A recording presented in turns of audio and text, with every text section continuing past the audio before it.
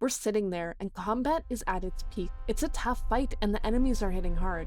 Tension is high and health pools are low. Someone goes down and their entire turn turns into a single roll. Then the player just pulls out their phone and sits there bored. I hate, with a burning passion, take away my player's turn and all the choices they make on it. Boiling down a life on the line moment into a single dice roll is pretty unimpactful. But what if I told you there was a method to make death fun, emotional, and even sometimes push a story forward? That's what we're going to be covering today. Let's make death as dramatic as it should be. Welcome to Spooky Month. The big thing here is that we're going to need to set a scene. Instead of just having a single dice roll, we have to make a narrative moment.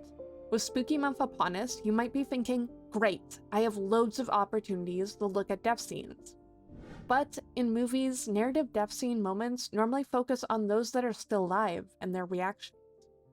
I think this is just because it's relating to the feeling many of us have faced when we lost someone we knew. It's relatable, which in movies, it can be great, but we can't control our players, so we're gonna need to invent what a scene looks like for crossing over from life to death. Instead of a sad scene about loss, we're gonna make our players fight for their life, literally, or figuratively.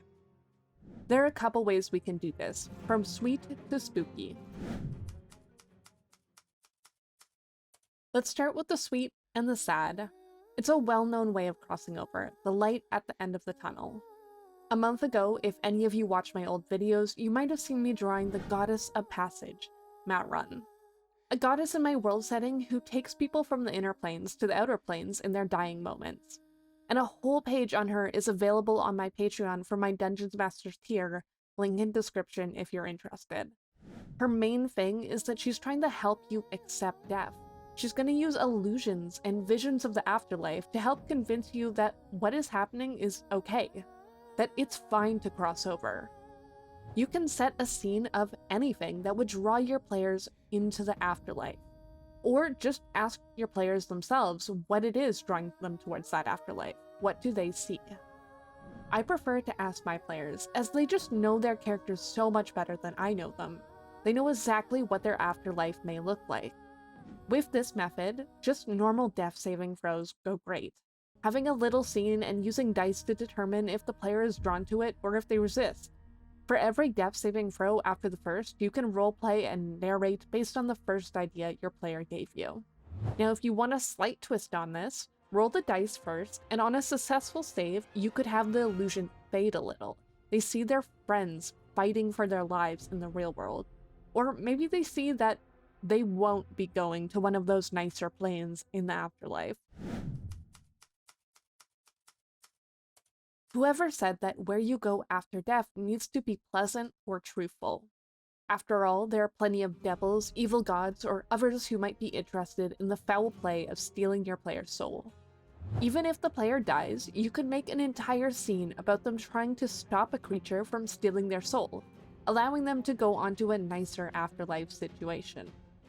If your players don't like permadeath, you could have a quest afterwards to revive the player. This works really well as a forerunner into the idea of getting the player back from whatever entity. For example, Laudna in Critical Role Season 3, really early on in the campaign, had an amazing quest to bring Laudna back to life. This is the perfect example of a soul snatch that your players could go through. But even a quest to stop a hag, a devil, or any other soul snatcher would work great. But what if we want to amplify this into a spooky scene? Now, where sweet or sad scenes work great for role players or worlds where there are an outer plane. Maybe we want something a little more vague, spooky, and maybe filled with combat. Imagine this. You take your players to the side and tell them the world fades around you. Where you are left standing is a dark void. Black ichor rests underfoot. For a moment, there is silence, before hundreds of dark, oily hands reach from below you, their claws ripping into your skin as they grab tight, determined to pull you under the ichor's surface. All of your abilities and everything on your character stat sheet are refreshed. Do whatever you can to make it out of here alive. fight for your life. Let them literally fight it out, juking it out with death itself. Now, where I chose a wall of hands, you could choose any monster or flavor you like, either choosing a stat block for them to fight, or not even choosing a stat block and just narrating what's happening to them on the fly. If you do choose to use a stat block, you can choose something of a much higher CR than normal.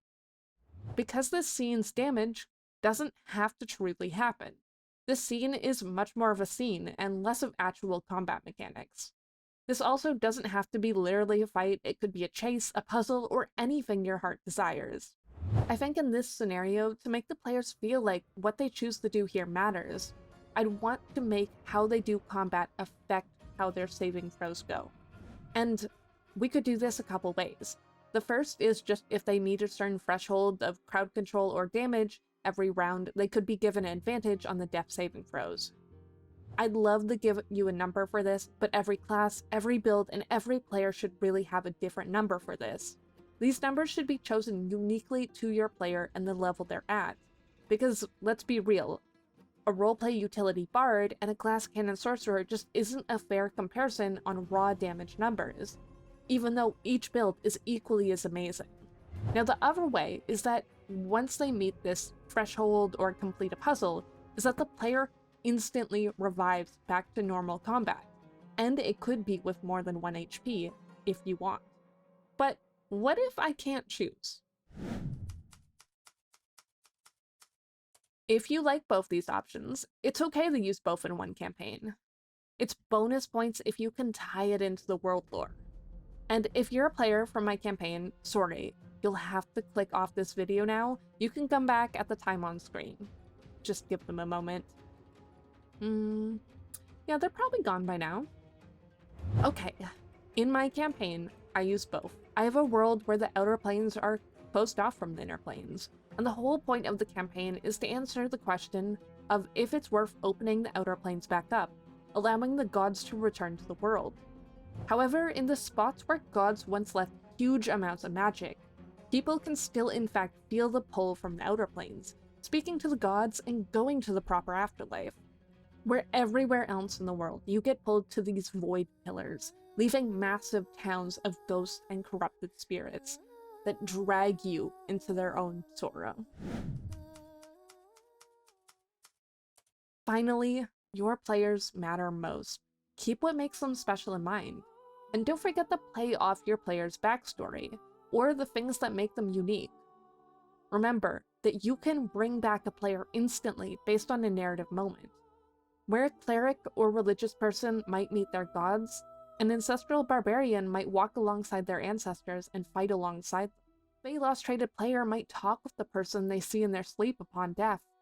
You can look at your players' backstories, at their roleplay, at their character sheets, and have a vague idea how this might affect their death scene.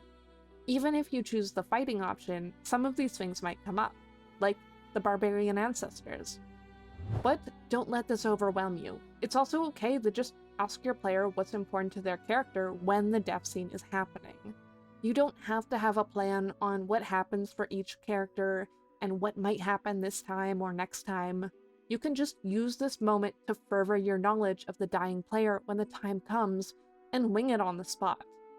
Give your death story, give your players a moment, and if you've stuck around to this point, I'd love to hear if any of your players have ever died in a campaign you're in. And have a fantastic day.